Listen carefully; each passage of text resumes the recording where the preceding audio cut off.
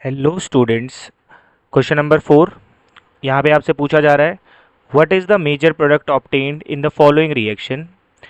तो यहाँ पर आपके पास एक रिएक्टेंट ये है और उसकी रिएक्शन हो रही है अमोनिया डिजॉल्व्ड इन इथेनॉल।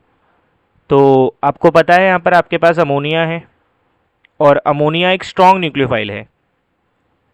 स्ट्रॉन्ग न्यूक्लियोफाइल है तो ये वेट करेगा कार्बोकेटायन बनने का? नहीं, ये तुरंत अटैक करेगा। तो रिएक्शन कौन से पाथ से जाने वाली है?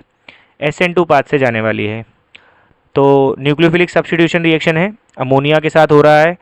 तो अब सोचने वाली बात यहाँ पर यह है कि कौन सा हेलोजन रिप्लेस किया जाएगा, ये वाला हेलोजन रिप्लेस किया जाएगा या ये वाला हेलोजन रिप्लेस किया जाएगा।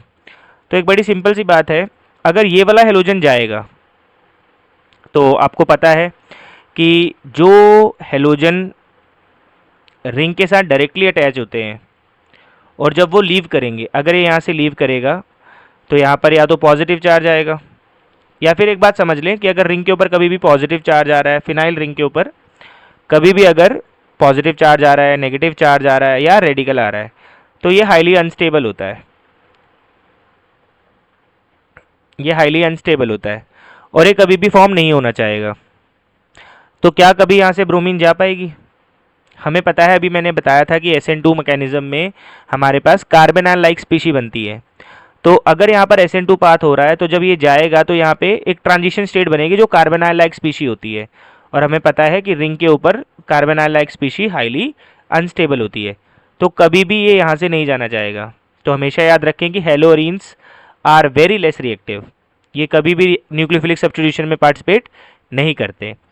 तो यहाँ पर आपके पास एक ही है रास्ता कि इस ब्रोमीन को रिप्लेस किया जाएगा। तो होगा क्या, यहाँ से ब्रोमीन जाएगी और यहाँ से आपके पास जो अमोनिया है वो अपना लोन पेयर इसको डोनेट करेगा। तो क्या बनेगा आपके पास?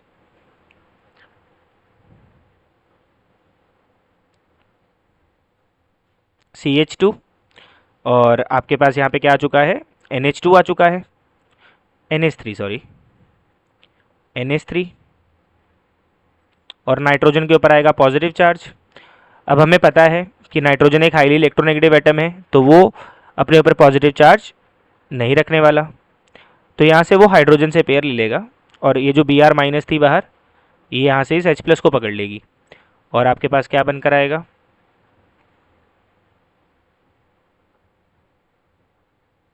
CH2 NH2, और यहाँ पर आपके पास है Br। तो देख लें यहाँ पर आपके पास कौन सा ऑप्शन बन रहा है। तो option A is the answer. Thank you.